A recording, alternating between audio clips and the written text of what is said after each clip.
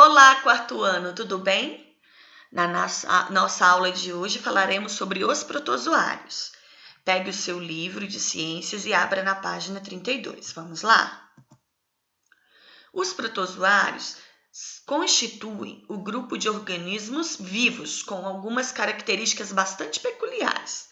Todos esses seres apresentam apenas uma única célula, portanto, eles são unicelulares e não são capazes de produzir seu próprio alimento, ou seja, são heterotróficos.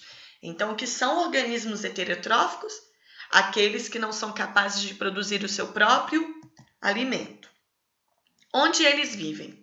Todos os protozoários são bastante diminutos e podem viver em água doce, salgada e em terra úmida. Algumas espécies podem viver dentro de outros animais, seres vivos, e causar-lhes doenças. São as chamadas espécies parasitas. O que são parasitas? São organismos que vivem em associação com outros, dos quais retiram por meios para sua sobrevivência, normalmente prejudicando o organismo hospedeiro. Ou seja, aquele organismo que vive de outro organismo, dele obtendo alimento e, por muitas das vezes, lhe causando alguma doença, algum problema. Além disso, algumas espécies vivem em associação mutualística. Mutualística, a palavra mutualística vem do mútuo, da palavra mútuo. Mútuo é no sentido de que um precisa do outro para sobrevivência, como é o caso do cupim. Olha essa imagem. O parasita, ele fica aqui dentro do cupim, ajudando o cupim a fazer a digestão da celulose. Entenderam? Então, se esse parasita não ficar dentro do cupim, o cupim não consegue fazer essa digestão. Então, o parasita precisa do cupim para se alimentar e o cupim precisa do parasita para fazer a digestão. Isso é associação mutualística. Os protozoários, como dito anteriormente, precisam alimentar-se, pois não conseguem produzir o seu próprio alimento. Eles normalmente se alimentam de matéria orgânica, bactérias e até mesmo de outros protozoários.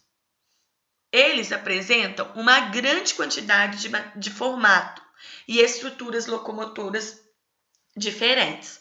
E aí é nisso que eles são classificados, através da sua locomoção.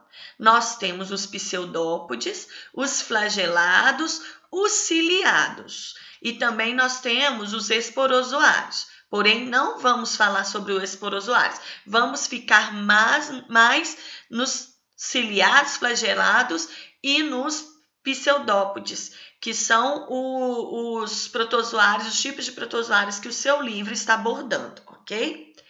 Os ciliados locomovem-se por cílios, os flagelados locomovem-se por flagelos e os ameboides, né, os pseudópodes, eles se locomovem, os ameboides, por pseudópodes, que são esses prolongamentos do citoplasma, tipo como se fosse perninhas, ok? Flagelo é esse rabinho, vamos falar que é um rabo, ó. E cílios é um monte de, tipo como se fosse pelinho, é um monte de risquinho. Você vai ver melhor na próxima imagem. Então, abra o seu livro lá na página 32. Aqui nesse início está falando tudo que eu falei anteriormente, que são organismos unicelulares, que não produzem o seu próprio alimento e se alimentam de seres vivos. Está falando também sobre a locomoção dos protozoários através dos cílios, dos flagelos e das projeções do corpo, que são os pseudópodes. E está falando onde eles vivem, no mar, na água doce ou em solo úmido, e dentro de intestino de cupins ou bois, causando, né, aquela relação mutualística, onde um precisa do outro. Leia com atenção, ok? E aí, dando continuação lá no seu livro, tem um exemplo do paramércio, que é um protozoário ciliado. Ele tem cílios. Olha aqui que eu falei, os cílios. Ele foi aumentado em 640 vezes, para que você possa perceber o que são cílios.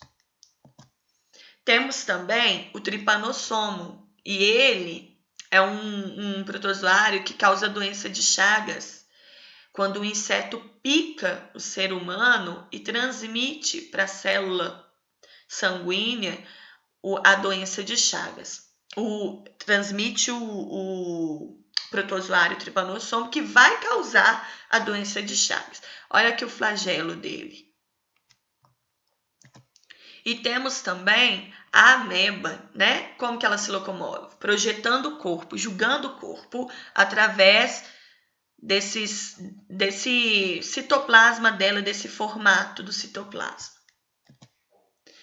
Onde que nós encontramos a ameba? Em água, né? Agora, no número 2, está mostrando 3 tipos de protozoários, os que foram falados anteriormente. Está falando que as cores são fantasia, porque aqui eles puseram com cor para você compreender.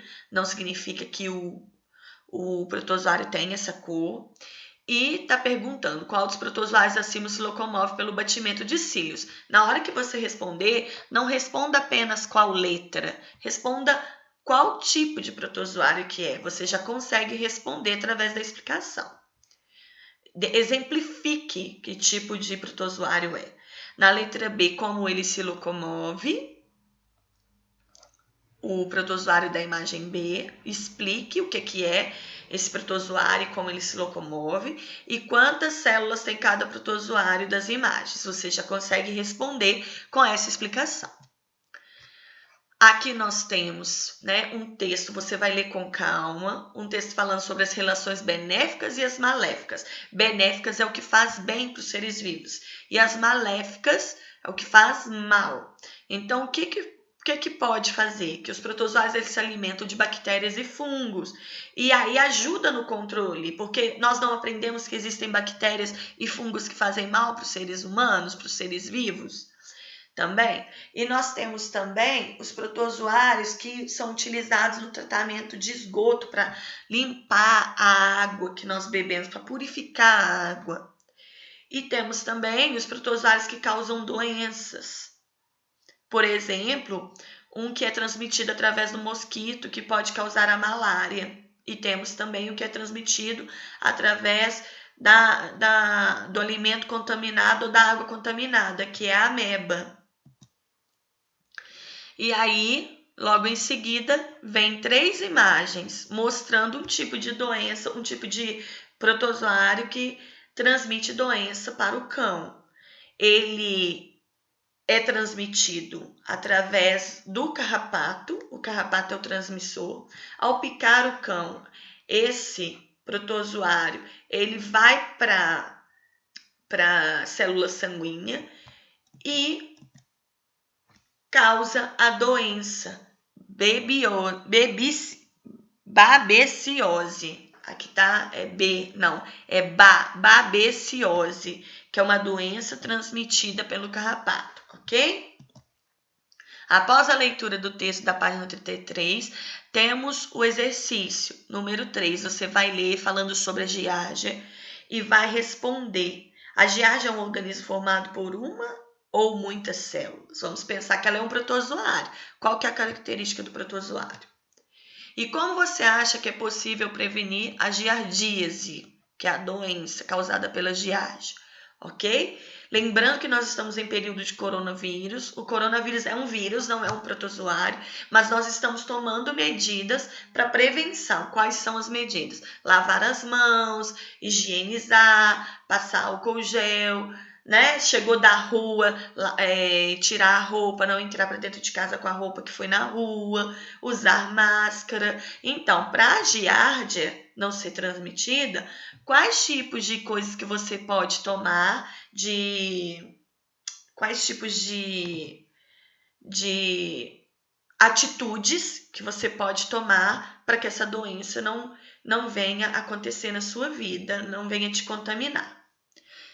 E aí, gostaram da aula de hoje?